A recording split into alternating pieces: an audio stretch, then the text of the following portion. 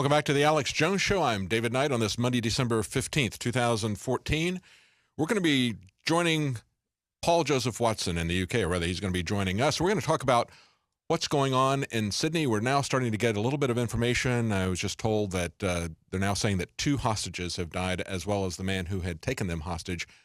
How is that going to be used? What is that going to mean for Australia, for all of us? Is that going to be an example to take us to war in the Middle East so that we can shut down ISIS?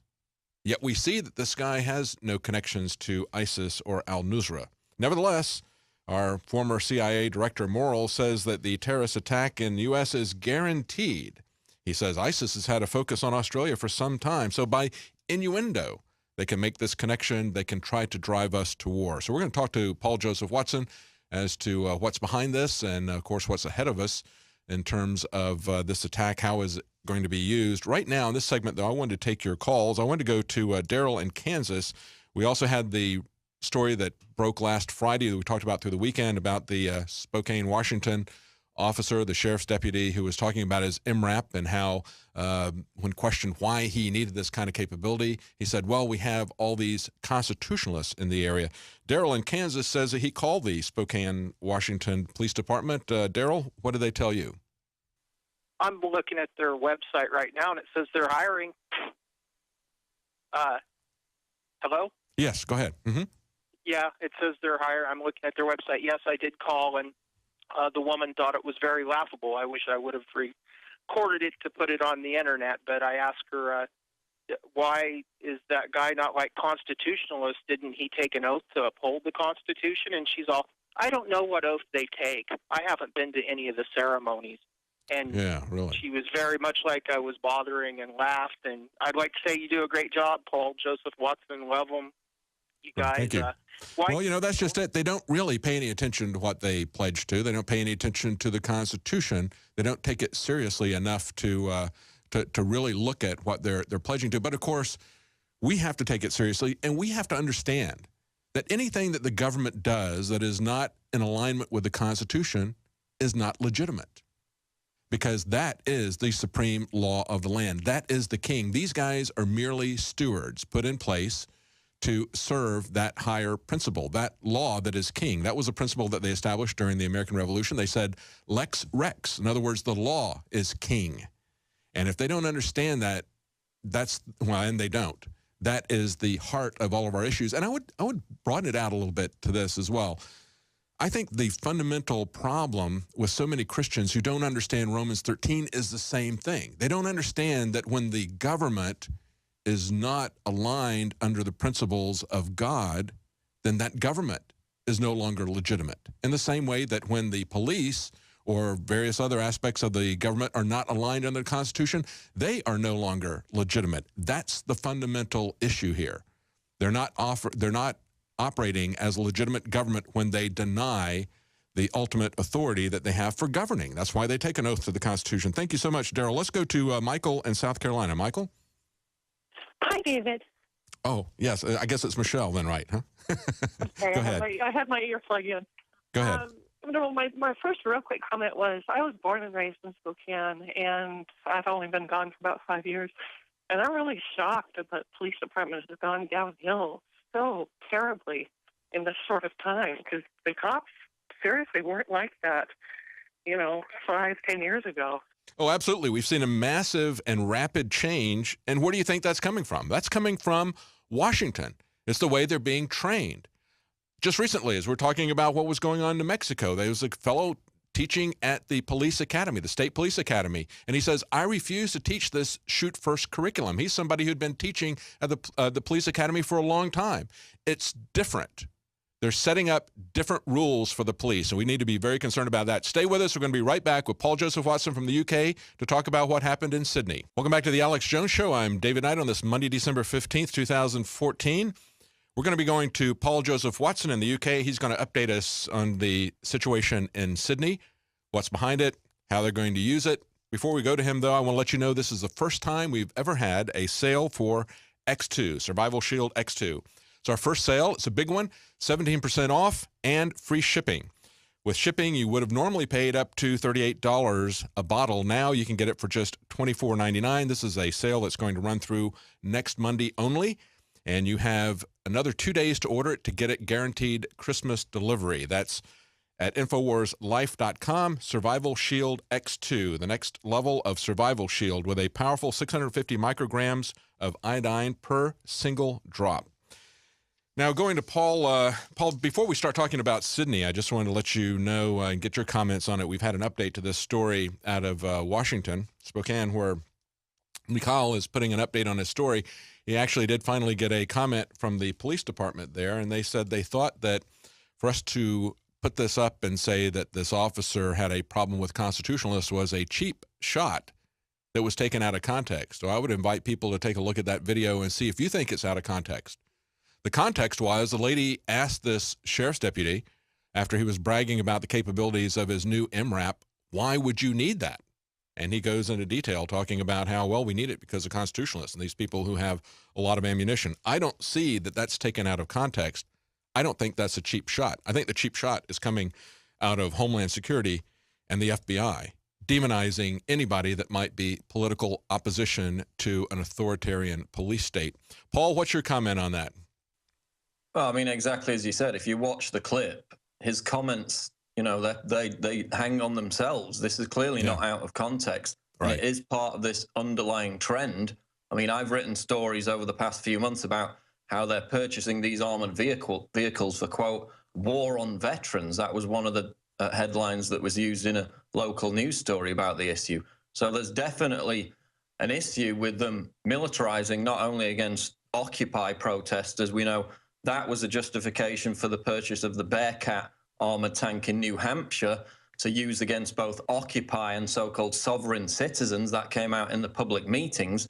And as I said, many news reports saying that this is part of the war on veterans. They're saying that veterans are all mentally unstable, waiting to explode IEDs all over the country. And it's definitely an underlying trend. So it's not taken out of context whatsoever. It's in context with what we've seen for years out of the DHS, as he said.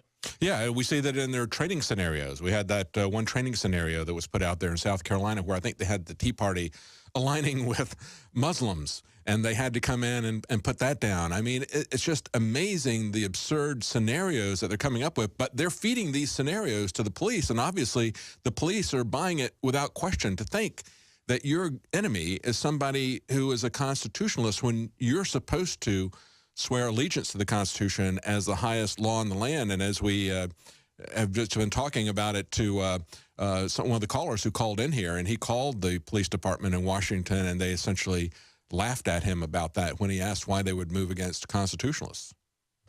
Exactly. And I mean, I wrote an article probably about a year ago now where this was an academic paper written by a top military official. Just Google Tea Party insurrectionist InfoWars.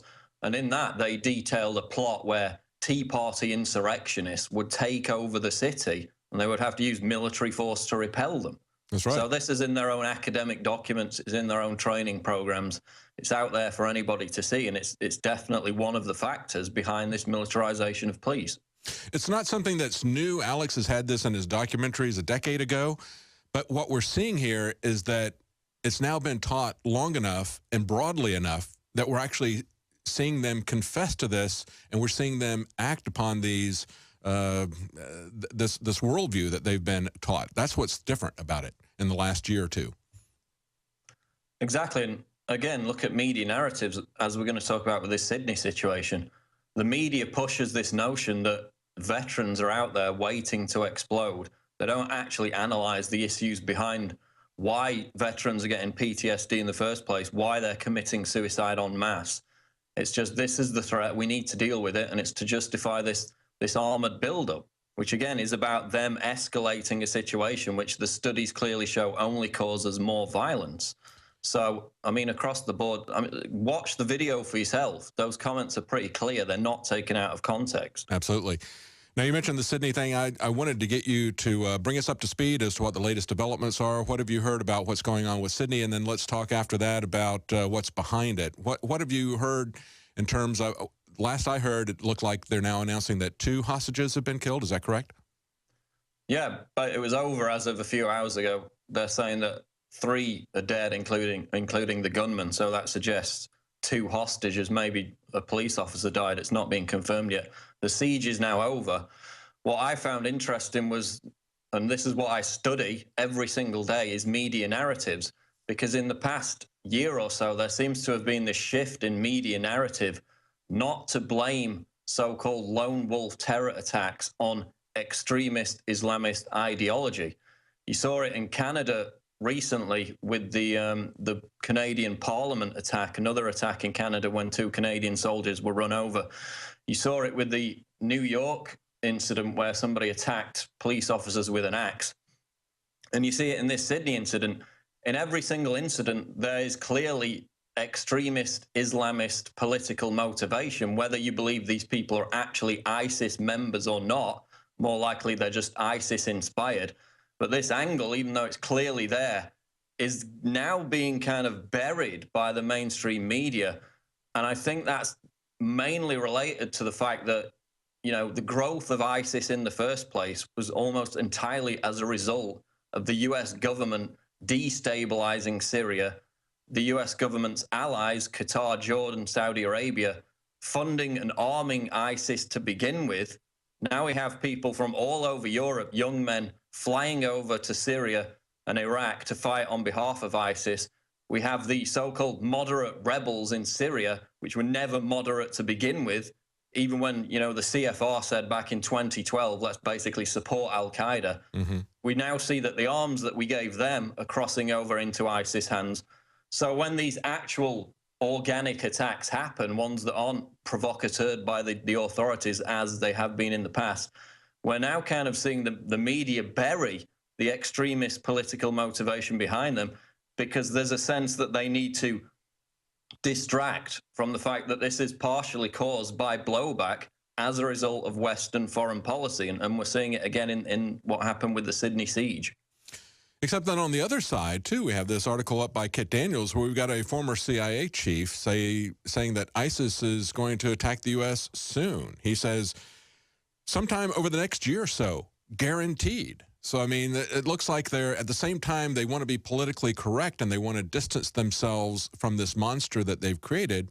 On the other hand, I think they're more than capable of using that to justify yet another new war abroad, don't you? Yeah, that's definitely an issue. But what I've noticed is obviously immediately after 9/11, any kind of attack whatsoever, they would immediately jump on the Islamist angle, push the hysterics to grease the skids for war and military intervention. It seems they've flipped the opposite way. I mean, take this Sydney siege, for example. Now, the media narrative, now that this has ended, is that basically this guy was a lone nut, a criminal, and that he was not politically motivated, that he was out on bail for being an accessory to murder, other charges related to sexual offences. And they're now steering the narrative as to that was his motivation behind taking these dozens of hostages. But if you actually followed the story from the beginning, what evidence came out during the siege was completely ignored by the media and, in fact, censored in some cases. There were videos made by the hostages inside the cafe in Sydney where they said, the hostage takers told us to tell the world this is an ISIS attack and that the media is covering up the fact that it's an ISIS attack. We also know that the hostage taker demanded an ISIS flag. We later saw a generic Islamic flag displayed in the cafe window.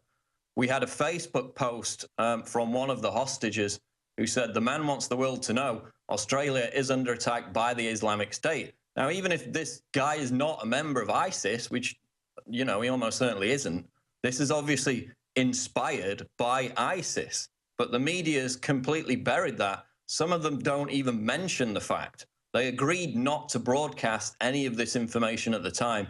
And even after the siege is now over, YouTube and Facebook are still deleting all these videos where these hostages say, this guy says he's a member of ISIS and that this is an ISIS attack on Australia.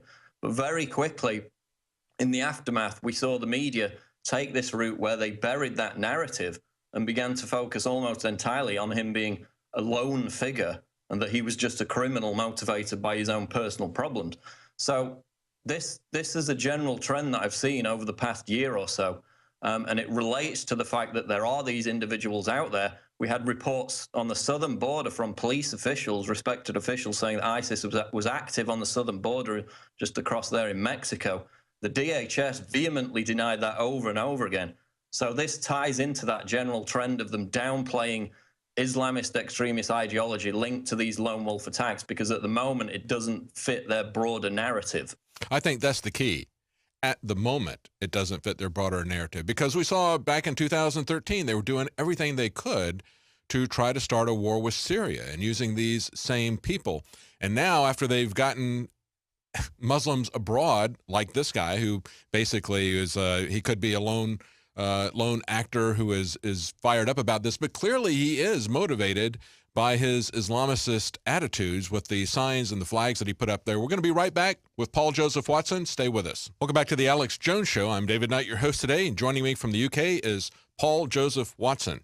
And we've been talking about the attack in Sydney, what's behind it, how is it being spun. We're going to go back to Paul Joseph Watson, but we're going to also take your calls beginning the next segment if you would like to weigh in and tell us what you think is behind it. As Paul has pointed out, it's kind of strange that as they were trying to ramp up a war in Syria, yet these most recent lone wolf attacks, as they're being portrayed by the media has changed the narrative, not trying to tie these Islamicist attacks in Canada and Australia, not trying to tie those to a broader agenda just yet.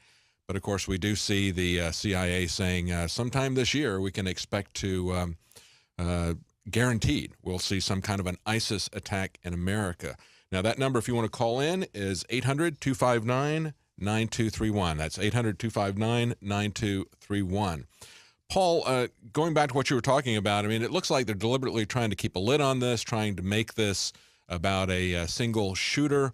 Do you think they're trying to keep everything quiet until they've got more neocons sworn in from the recent election? What do you think is behind all this? I think they're doing it for a number of reasons. One of them is cultural sensitivity. I mean, there was a story which came out as this was developing, this viral hashtag campaign, I'll ride with you. There was a woman on a train or a bus in Sydney or in Australia who took off her hijab headscarf because she feared some kind of retribution from other Australians who would verbally or physically abuse her because of what was taking place in this cafe in Sydney. There were no actual reports of violence directed against Muslims as a result of this. So one of the other commuters said, I'll walk with you, and it turned into this huge international hashtag campaign. And, you know, as one person tweeted, who I retweeted, it cynically shifts the narrative of the Sydney siege away from violent Muslims by casting non-Muslims as the real danger. And that went on to completely dominate the narrative. And then you had the Sydney Morning Herald coming out and even suggesting that Australians should have, quote, empathy for the terrorist. They said, how should we feel for the perpetrator and his family? So there was this kind of odd cultural sensitivity going on, not so much sympathy focused on the actual hostages being terrorized inside the cafe, but a kind of deflection to blame Australians for Islamophobia that wasn't actually taking place. So that was another weird little element to this. Yeah, I know there's been a lot of complaints in Australia. They had people were concerned and angry about the fact that Muslim women can wear a hijab in public, but nobody else can cover their face. They even had some protesters show up to the Capitol there. I think one of them was wearing a Ku Klux Klan hood and they made him take it off, and underneath it he had a Muslim hijab on it. You know, so it's like, that's fine. I think maybe we ought to all be able to wear masks if we want to with the surveillance state, but to let one group have it and not to let others have it, that was the issue. I think that was a sticking point. But yeah, it is very much a political correctness that's going on, isn't it? Yeah, and it reminds me of that story last week where the cop in Tennessee pulled over Saudi Arabians who's they had paper tags on their car. They said they had a dead baby in the trunk of the car, and he basically let them go. No questions asked. They were on their way because of cultural sensitivity. I never tried that when I got pulled over by the cops. I'm sorry. I said I never tried that when I got pulled over the cops, but I guess it wouldn't work for me. Yeah, and he was he was praised by the police chief and this Islamic scholar that they consulted for the story, when obviously it doesn't matter what cultural sensitivity is in the background. It's a potential crime. You need to check it out. Police officers smell weed in somebody's car, they send them to jail. We've heard stories about that over and over again. So there is that element to it. I mean, the FBI crime stats, which have just come out for last year, are interesting because they show that Jews in America are 4 times more likely to be the victims of hate crimes than Muslims, and those crimes are less likely to be investigated. Mm-hmm. That's not neocon Zionist propaganda. It's FBI crime statistics. So it suggests that this Islamophobia thing, again, is being whipped up and generated by certain elements of the media for their own agenda, and it's not actually a major problem in the West. But in the immediate aftermath of this Sydney siege, the main concern amongst many Australians, and this was the top trending hashtag on Twitter above anything else, was that Muslims on public transport might get some retribution. There was a sporadic report about some verbal abuse, but nothing really whatsoever, and that became the main focus of the whole story. And yet, what really happened here is, we got to go to a break, but what really happened here is that you had the Australian government, for whatever reason, failed to protect the people from a guy who was clearly violent and crazy with his long rap sheet. We're going to be right back with Paul Joseph Watson, and we'll take your calls and comments. Stay with us. Welcome back to the Alex Jones Show. I'm David Knight, and we have Paul Joseph Watson joining us from the UK. We're going to be going back to your phone calls. Before we do, I want to let you know that we have the first sale ever of Survival Shield X2. It's the first time it's ever been on sale, and it's a great sale. We've got it for 17% off plus free shipping. Typically with shipping, you would have paid up to $38. Now you can get it for just $24.99. This is a sale that's only going to run through next Monday. You have 2 days left if you want to get guaranteed Christmas delivery. Again, the sale will run for just 1 week. And, of course, that's our Survival Shield X2. It's 50% stronger than the original Survival Shield formulation. Paul, let's take some calls. Let's go to Slim in Canada. Slim, you had a comment about ISIS. Go ahead. Oh, he has. Okay, he's dropped off. Let's go to Kevin in West Virginia. Go ahead, Kevin. Hey, Mr. Knight, and hey, Mr. Watson. I had a comment about torture and some comments about the police state here in West Virginia. My first comment about torture is 2 wrongs don't make a right, but I guess under this establishment and under Common Core that 2 wrongs do make a right. And about the police state in West Virginia, I called the West Virginia State Police and the Martinsburg City Police, which is in Berkeley County in the eastern panhandle of West Virginia. When I called the State Police of West Virginia and asked them about the MRAB vehicles, the lady on the line told me that it was for finding marijuana in the woods of West Virginia. And of course, I had to laugh and was like, "Come on, lady, this is absolutely absurd." And when I called the Martinsburg City Police, I asked them the same question. At first, I asked to speak to a public information officer, and they didn't know what that was, but finally was able to talk to somebody. And the guy told me, the officer that came on the line told me that it was none of my business how they get their tactical gear and how they apply their tactical gear, and that if I call back again, that I would be subject to arrest. And they also said, "Mr. Ballum, if we see you in Martinsburg, you might want to be careful." I'm like, wow, that blew my mind that they would tell me that. Yeah, it's none of your business because they don't work for you, because they don't care about the Constitution, evidently, based on this person's comments in Washington. And as Paul pointed out, we've seen this over and over and over again. Going back to 2009, if you want the MIAC report that came out of the Fusion Center. But even before that, Alex Jones was doing documentaries back in the late 90s talking about the police state, how that was being encouraged. But, of course, it has accelerated, it's gotten deeper, it's gotten broader, and it's all coming out of Washington. Paul, you want to comment on that? Yeah, I just find it funny, the notion that smoking marijuana would make somebody more likely to be violent, requiring a armored vehicle response. If you've ever been around people who smoke marijuana, and it's the reason I don't smoke it, is because it turns them into sedated zombies. Alcohol makes people more violent, but obviously they can't use that as a justification, so it's just bizarre. And along those lines, Paul, there was a story out today I had in my stack here from truththeory.com. They point out that marijuana decreases death rates from painkillers by over 30%. It's very, very effective in terms of people who are under a great deal of pain for cancer. And they point out that it allows people to avoid these very dangerous prescription drugs that not only kill people, but basically affect you psychologically to make it so that you kill other people. Typically all these shooters that we've seen have been involved in one way or the other with pharmaceutical drugs that affect your mental state in a very adverse way, make you very violent, very paranoid.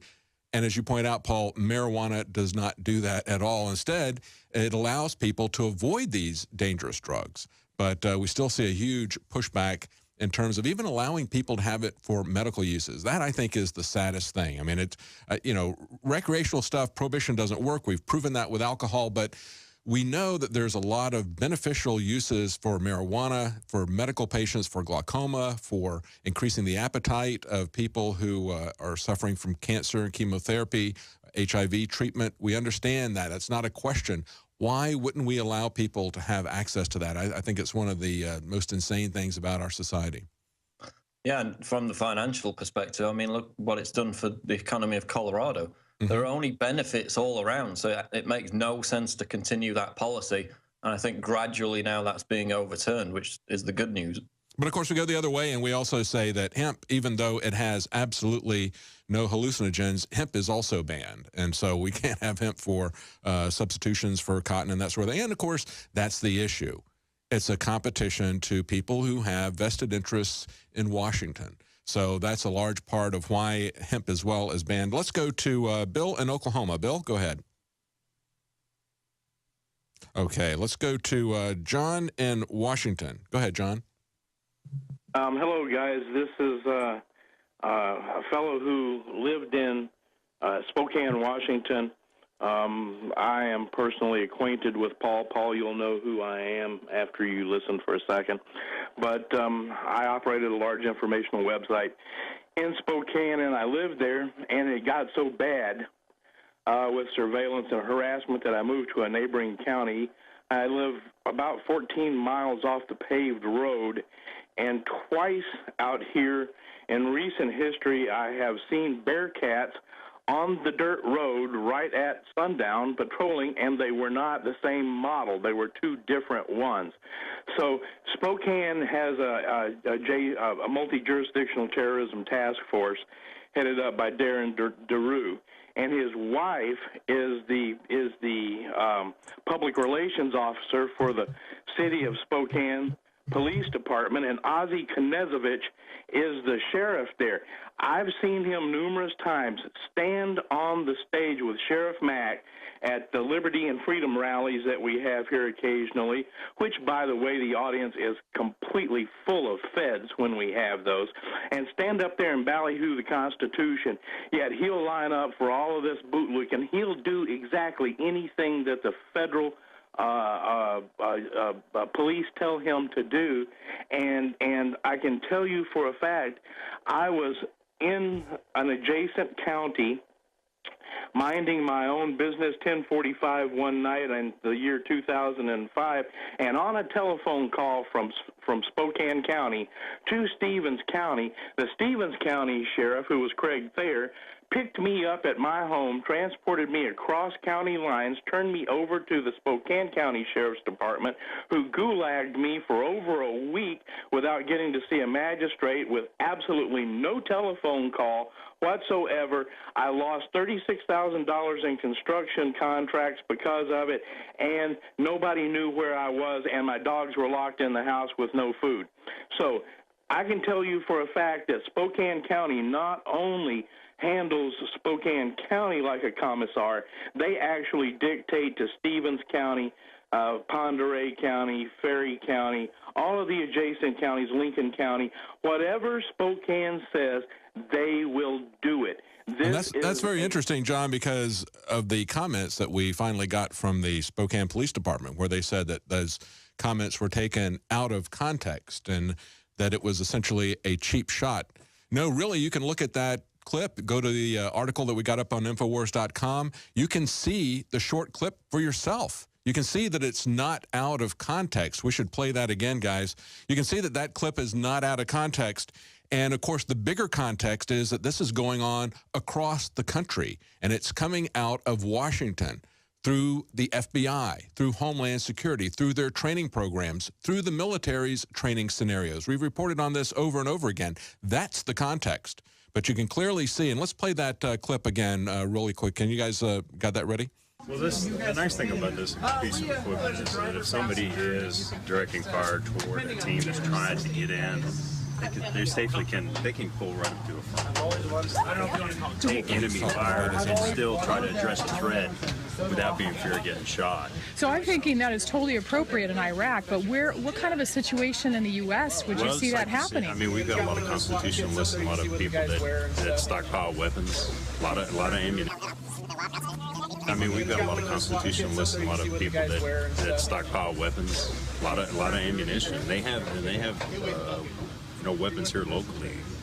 There you go. So, yeah, this is appropriate for Iraq, but what about here? And he goes, well, yeah, here we've got constitutionalists. It was never about the Islamic terrorists in Iraq. That was essentially a training program for them coming back home to America. Tyranny abroad always comes home. The founders of this country understood that. If we have a government that is no longer constrained by the Constitution but comes after constitutionalists, that's the danger, and that's what it always turns into. We have developed a militarized standing army. That's what this program is all really about, and that's clearly come home. You have any comments, Paul? Yeah, when he says stockpiling weapons, that means owning guns. I mean, I've seen cases before where they raid somebody for stockpiling weapons, and the guy owns like 3 or 4 guns. So it's crucial to understand what they actually mean when they say that. Also, you talked about it coming out of Washington. After Ferguson, Obama came out with all this rhetoric against the militarized police state. But if you actually look at what he proposed the White House do about it, it was merely to encourage the local police departments to reform and have dialogue with civil rights leaders. So there was no teeth whatsoever in those so-called actions taken by the White House after Ferguson. They merely advised the police departments to look at their policy. So nothing's going to happen from that perspective. And then make some proposals, which they didn't fund, to give cameras to all the police. Well, you know, we've had a lot of police departments who are wearing cameras, and somehow they managed to miss recording whenever there's a misdeed in many of these cases. But, of course, that wasn't going to change anything with the Eric Garner situation because that was recorded. And the other issue, the other answer that they had, trying to make it into a racial thing, was to say, well, we need to have more black police officers in communities that have a higher percentage of blacks in the police department. And yet, with Eric Garner, the entire process of him being choked to death there on the sidewalk was overseen by a female black officer who was watching that as it happened. So clearly, having more black police officers, having more cameras, that's not really going to solve anything. Let's go to Chris in Texas. Chris, go ahead. Yeah, how you doing? I'm a first-time caller. Glad to get in. I wanted to talk about I've done some research over the last, 4 or 5 years or so. Got a lot of disinformation and finally kind of connected the dots. I've seen some videos in the past, but one that really kind of explains everything in detail is a gentleman by the name of Kurt Kallenbach, I believe. And it's called Season of Treason, where he goes into detail, explains how it's under the United States corporation and they're not working for the United States for the people. It's all legal terms listed under persons, gets into your DNA, your birth certificate, and explains why Obama, you can have a president from Japan. He doesn't have to be a U.S. citizen because he's the CEO of the corporation. Yeah, I think instead of calling it Washington, D.C., we ought to call it Washington, INC, Washington, Inc. Absolutely. When you're talking about season of treason, I mean, this is the time of year, actually, too, when they ram everything through. We get the NDAA, where they have indefinite detention of American citizens without trial. They pass that on a New Year's Eve. We say they rammed through Obamacare on a Christmas Eve. And then, of course, everything that they just did to us this last week, they pushed that through in the very last minute so they could all go home. And, of course, funded it not just until the next year, but funded it for an entire year. Let's go to, thank you, Chris. Let's go to JJ in Kansas. JJ, you want to talk about Australia? Can you hear me? Yes, go ahead. Okay. Yeah, I got two questions. The first question is in regards to the Australia deal. I haven't been following I've been hearing it, but I haven't gotten too much detail myself investigating about it. But what I have heard kind of makes me wonder if this could be like sort of a false flag, you know, with the shooter dead, which that's mainly always the case. But with the shooter dead, and then with the witness putting out in the media, I could be wrong. Well, go ahead. Putting out in the media, hey, this is an ISIS attack, you know, trying to draw attention to ISIS. Let's get Paul's comment on this, because Paul said that he thought it was curious that the media narrative was essentially moving away from trying to tie it into ISIS for the time being and trying to deny that there was any connection with Islamicism or jihadis or ISIS or anything like that, that it's just the work of one lone criminal. Go ahead, Paul. Well, what I also found interesting was, and this may be another reason why the media and the authorities are not so keen to kind of generate any story about this perpetrator that suggests political motive and that he was just mentally ill, lone nut, is the fact that he was given political asylum by the Australian government in 1996. And then in 2001, he was kind of a poster child for Australia's ABC network in demonizing Iran, because he claimed that his life was under threat from the Iranian government. That's how he got into Australia in the first place. So they kind of used him as a poster child back in 2001. Now he's very anti-Assad. So that obviously doesn't fit with their narrative right now. So that might be another reason why they're keen to distance themselves from him having political motivation, because they were closely affiliated with him, the Australian government and the media, back in 2001, when his political opinions were useful for their narrative. Yeah, interesting. Yeah, it certainly looked like he was doing everything he could to say that his motivation was some kind of a Islamic jihad when he had them hold the sign up in the window. Let's go to James in South Carolina. James? Hi, David. Hey. I want to talk about torture for a moment. Mm-hmm. I keep seeing the narrative and the discussion orbit around, is torture effective in gathering information, and does it prevent attacks, save lives, that kind of thing? Which I don't think torture has anything to do with that. I think torture is about provoking terror in a population. Mm-hmm. Mm-hmm. That's why you release somebody after they're tortured. That's right. So they will go back and they'll say to everybody, this is what they do to me. And everybody's going to say, oh, we can't mess with them. We can't stand up to them. Look what they did to Joe. Mm-hmm. Oh, absolutely.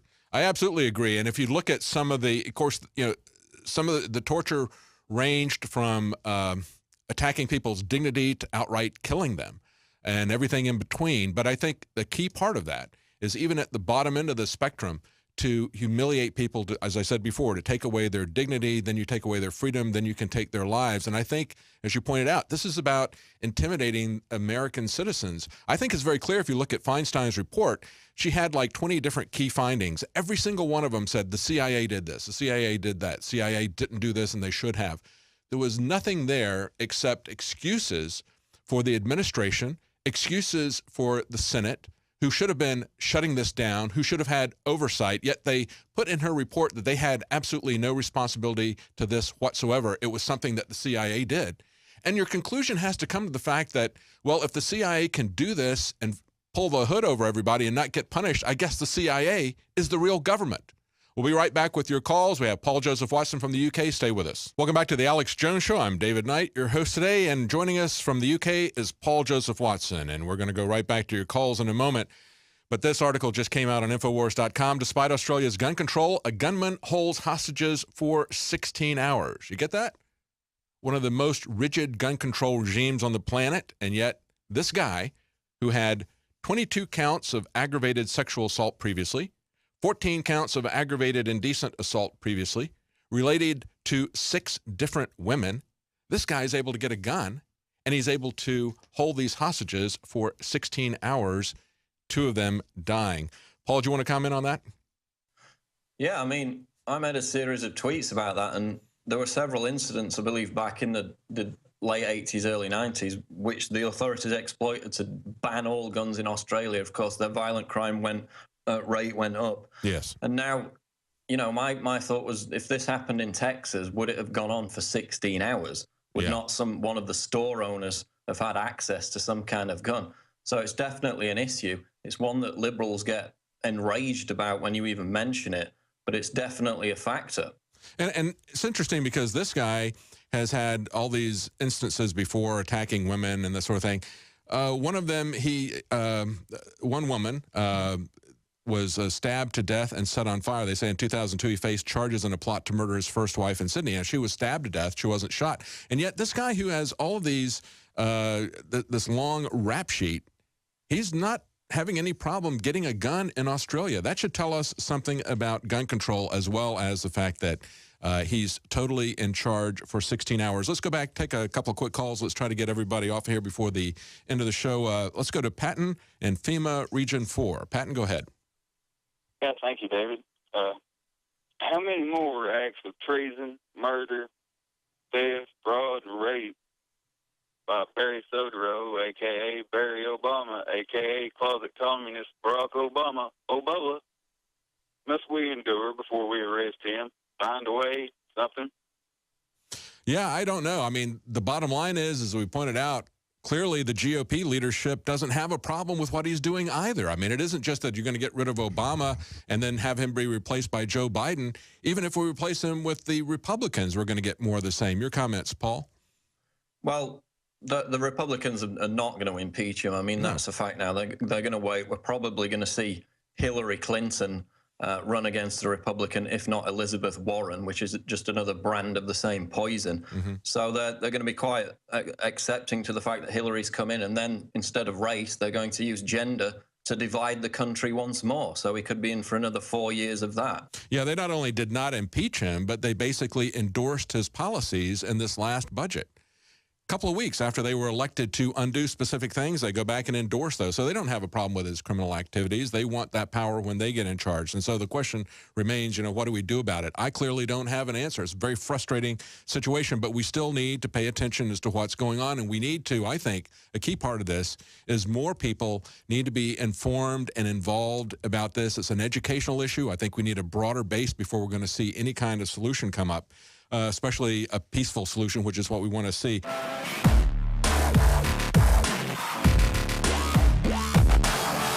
The globalist social engineers are not just targeting us with propaganda. They are manipulating our genetics. We are being targeted at every level by estrogen mimickers that lower our testosterone and other hormones and natural compounds that the body needs. After consulting top doctors, nutritionists, pharmacists, and others, we have developed what I believe is the ultimate non-GMO organic super male vitality formula sourced from powerful organic herbs and then concentrated for maximum potency. Super Male Vitality was developed to activate your body's own natural processes instead of using synthetic chemicals. Super Male Vitality by InfoWars Life is so powerful that I only take half the recommended dose. For a limited time, we are offering 15% off Super Male Vitality at InfoWarsLife.com to introduce you to this powerful supplement. Visit InfoWarsLife.com today to secure your Super Male Vitality. InfoWarsLife.com.